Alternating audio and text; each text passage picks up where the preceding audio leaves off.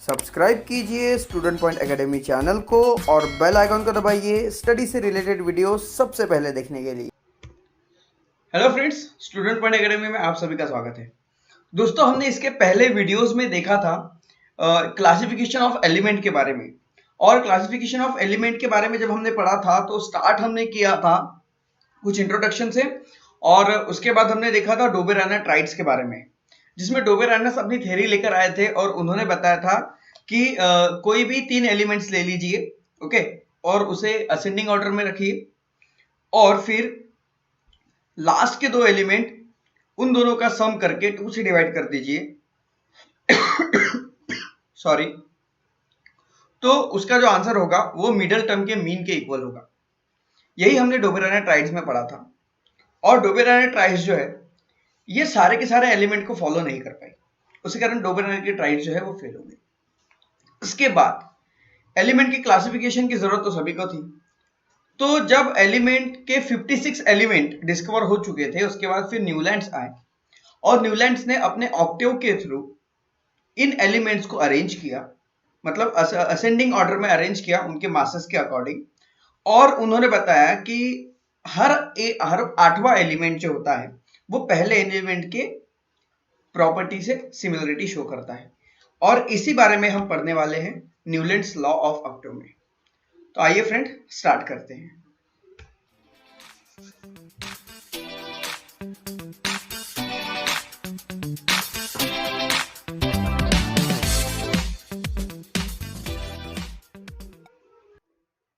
So students, after the Doberaners, the English chemist scientist John Newlands tried to correlate atomic mass of element with their properties in different way. तो डोबेरानर्स के बाद जो Newlands आए, okay, Newlands ने try किया correlated show करने के लिए एटॉमिक मासेस और उनकी प्रॉपर्टी के साथ। मींस उन्होंने सारे के सारे जो एलिमेंट उस समय वो जानते थे, टोटल 56 एलिमेंट थे, and all 56 element he arrange in ascending order. उन्होंने सारे के सारे एलिमेंट को असेंडिंग ऑर्डर में अरेंज करके वो ये बताना चाहते थे कि जो एलिमेंट्स होते हैं अगर उनके एटॉमिक मासेस के अकॉर्डिंग अगर उन्हें रखा जाए तो उनके एटॉमिक मासेस के अकॉर्डिंग वो एक सिमिलरिटी शो करते हैं। उनकी प्रॉपर्टीज जो होती है, उनकी प्रॉपर्टीज देखिए यहां पर John Newland try to correlate atomic mass of element, element के एटॉमिक मास को उनकी जो एलिमेंट है, एलिमेंट के एटॉमिक मासेस के अकॉर्डिंग उनकी प्रॉपर्टी के साथ वो कोरिलेशन, एक रिलेशन दर्शाना चाहते थे। इसलिए उन्होंने क्या किया, सभी के सभी एलिमेंट को असेंडिंग ऑर्डर में रख दिया। उसके बाद आइए नेक्स्ट देखते हैं, नेक्स्ट स्लाइड में चलते हैं। In 1866 Newland arrange the element known at that time in an increasing order of their atomic masses. तो इन द ईयर 1866 उस समय जितने भी एलिमेंट न्यूलैंड्स जानते थे, जितने भी एलिमेंट डिस्कवर हुए थे, वो सारे एलिमेंट को उन्होंने क्या किया भाई, अरेंज किया। किस तरह से अरेंज किया, इंक्रीजिंग ऑर्डर में अरेंज किया। इंक्रीजिंग ऑर्डर मतलब चढ़ते क्रम में, मतलब जिसका एटॉमिक मास सबसे कम है उसे सबसे पहले रख दिया और जिसका एटॉमिक मास सबसे ज्यादा है उसे सबसे लास्ट में रख दिया। तो देखिए आप ये टेबल देख रहे हैं, इस टेबल के अकॉर्डिंग उन्होंने एलिमेंट को अरेंज करना शुरू किया, जिसमें सबसे पहले हाइड्रोजन और सबसे लास्ट में थोरियम था। It started with lightest element hydrogen, जो सबसे लाइटेस्ट एलिमेंट था, सबसे हल्का एलिमेंट जो था, ओके, उसके साथ उस एलिमेंट के साथ उन्होंने स्टार्ट किया, okay, and ended with thorium, और सबसे लास्ट में उन्होंने थोरियम को रख दिया। He found that every 8th element had a property similar to those of the first. और उन्होंने ये बताया कि हर 8वां एलिमेंट पहले एलिमेंट से सिमिलरिटी शो करता है। मतलब कैसे, जैसे देखिए ये पहला एलिमेंट है यहां पर भाई, ये हाइड्रोजन यहां पर पहला एलिमेंट है। तो आइए चलते हैं, 1 2 3 4 5 6 7, ओके। तो ये H जो है हाइड्रोजन, ये पहला एलिमेंट है। 7वां एलिमेंट क्या है, ऑक्सीजन। 8वां एलिमेंट देखो, देखिए इन्होंने यहां पर फ्लोरीन रख दिया।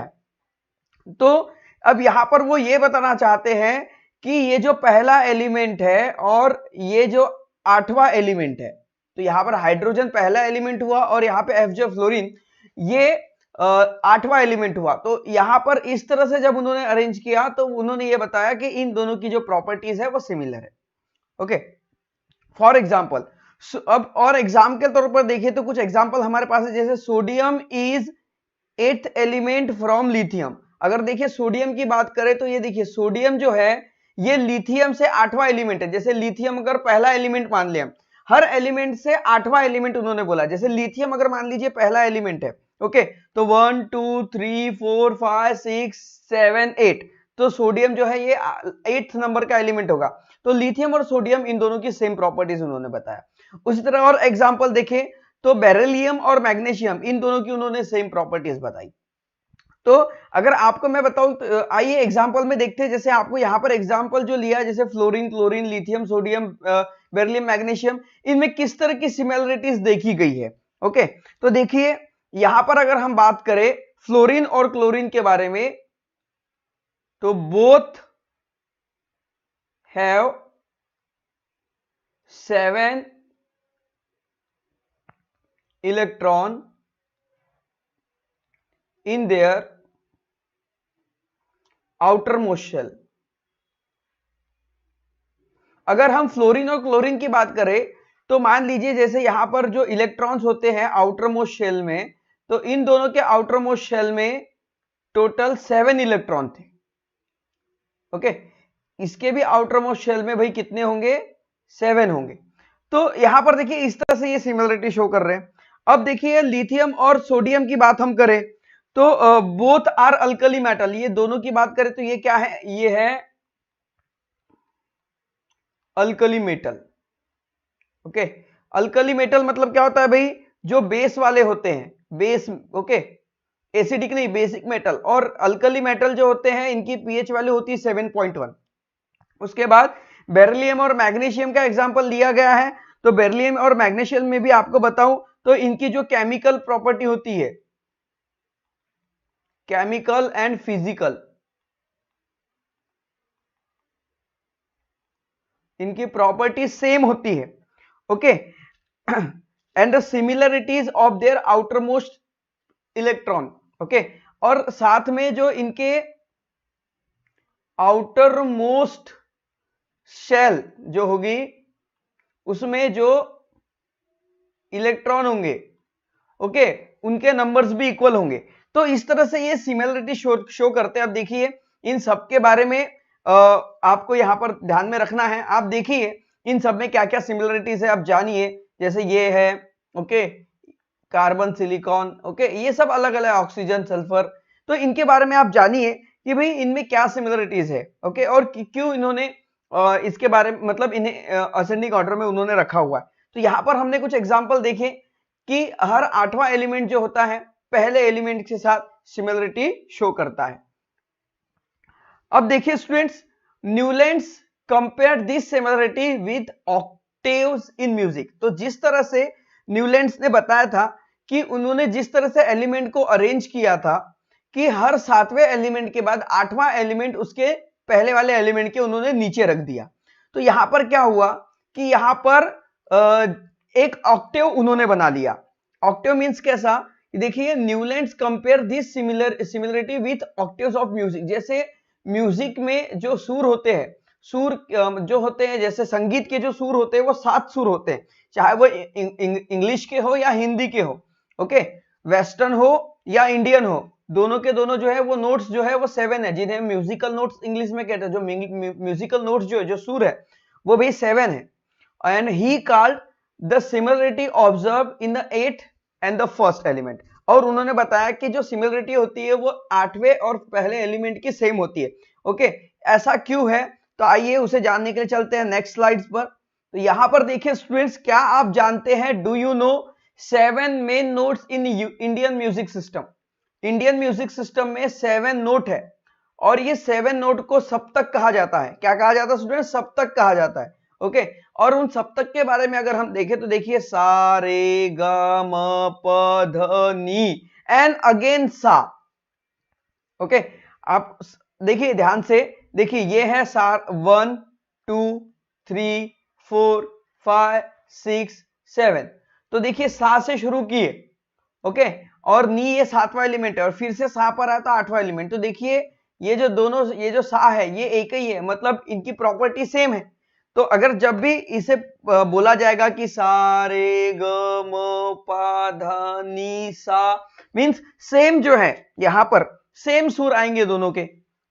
तो यहां पर क्या कर रहा है कि ये जो 8वां एलिमेंट है ये पहले एलिमेंट के साथ सिमिलरिटी शो कर रहा है, तो इन्होंने इसी बात को, एलिमेंट की इसी बात को उन्होंने सप्तक के साथ जोड़ दिया।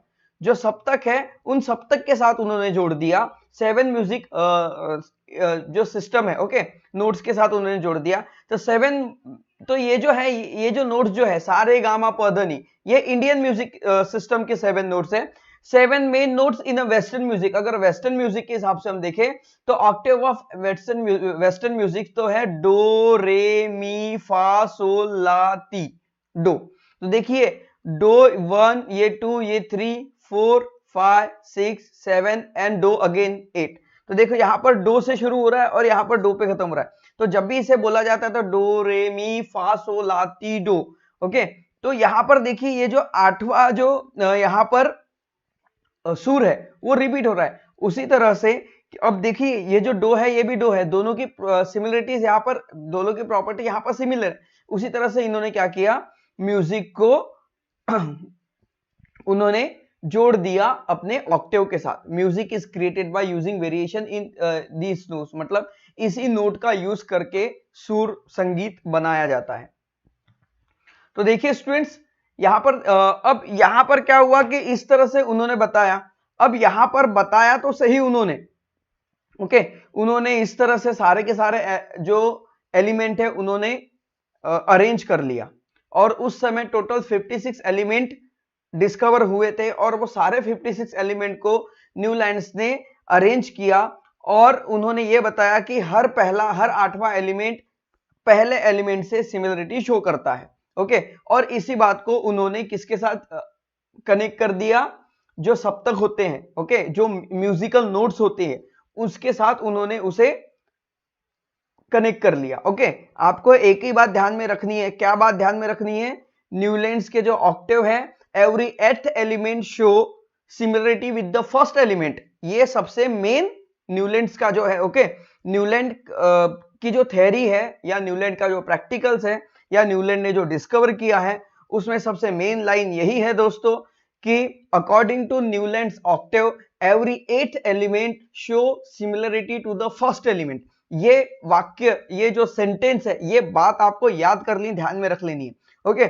उसके बाद उन्होंने क्या किया, इस जो ऑक्टेव है उस ऑक्टेव को उन्होंने म्यूजिकल नोट्स से, ओके, म्यूजिकल नोट्स का जो ऑक्टेव है उसके साथ कनेक्ट कर लिया।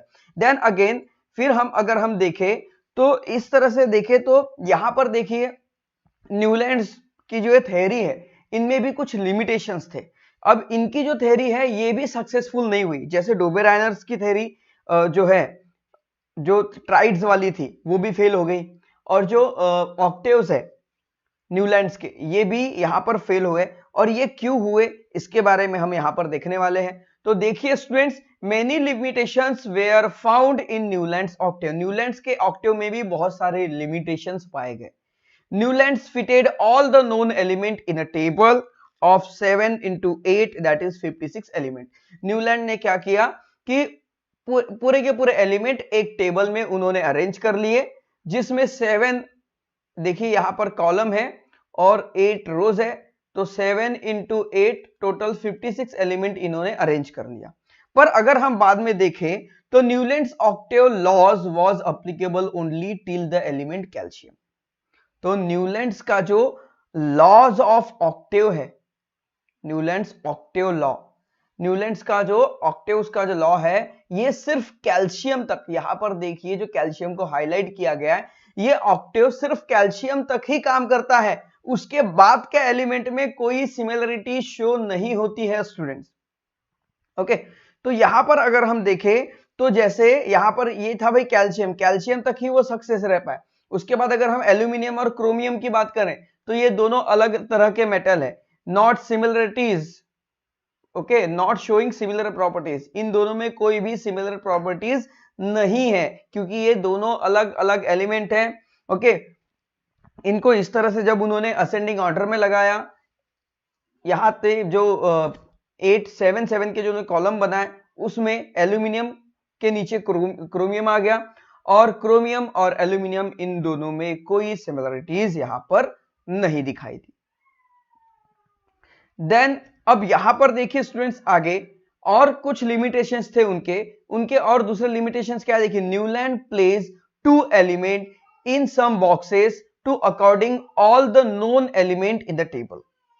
अब यहां पर उन्होंने क्या किया, जैसे यहां पर देखिए कोबाल्ट और निकेल, ये आप हाईलाइट यहां पे देखिए अलग अलग इमेज में अलग अलग पोर्शन को, जो पोर्शन हमें आपको समझाना है उस पोर्शन को हाईलाइट किया हुआ है। तो यहां पर अगर हम देखें स्टूडेंट्स, तो कोबाल्ट और निकेल की अगर हम बात करें तो देखिए कोबाल्ट और निकेल, देखिए जैसे सभी एलिमेंट के लिए एक अलग अलग बॉक्स, एक अलग अलग प्लेस बनाई गई है, वैसे कोबाल्ट के लिए भी अलग होनी चाहिए थी, निकेल के लिए भी अलग होनी चाहिए थी। उन्हें क्या कर दिया, कोबाल्ट और निकेल को एक साथ रख दिया। Newlands place 2 element each in some boxes to accommodated all the known element in the table। Table में सभी के सभी नोन एलिमेंट को टेबल में बराबर फिल करने के लिए उन्होंने क्या किया, कोबाल्ट और निकेल को साथ में रख दिया। उसके साथ साथ एक और हम देखें तो सेरियम और लैंटेनटम, ओके, इन दोनों एलिमेंट को भी उन्होंने साथ में रख दिया। ये उनके ड्रॉबैक थे। ड्रॉबैक ये इसलिए थे कि जिस तरह से उन्होंने सभी एलिमेंट, पहला ड्रॉबैक क्या था कि उनकी जो थ्योरी थी, उनका जो ऑक्टेव था, उनका जो नियम था वो सिर्फ कैल्शियम तक था। कैल्शियम के बाद किसी भी यहां पर जो पेयर है, यहां पर अगर हम देखें तो इन सब में ये फॉलो नहीं होता था। उसके बाद उन्होंने 2 एलिमेंट को एक ही जगह पर रख दिया, जैसे कोबाल्ट निकेल, और यहां पर देखें तो सेरियम और लैंटेनटम, ओके।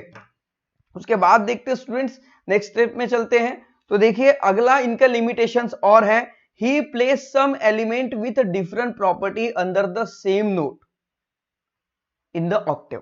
अब देखिए, अब यहां पर जैसे हाइड्रोजन, फ्लोरीन, क्लोरीन, ओके, ये जो है यहां पर ये सिमिलरिटी शो करते हैं, ये सिमिलरिटी शो करते हैं। पर अब क्लोरीन और ब्रोमीन, ओके, इन दोनों में कोई सिमिलरिटी, मतलब ये है, ओके।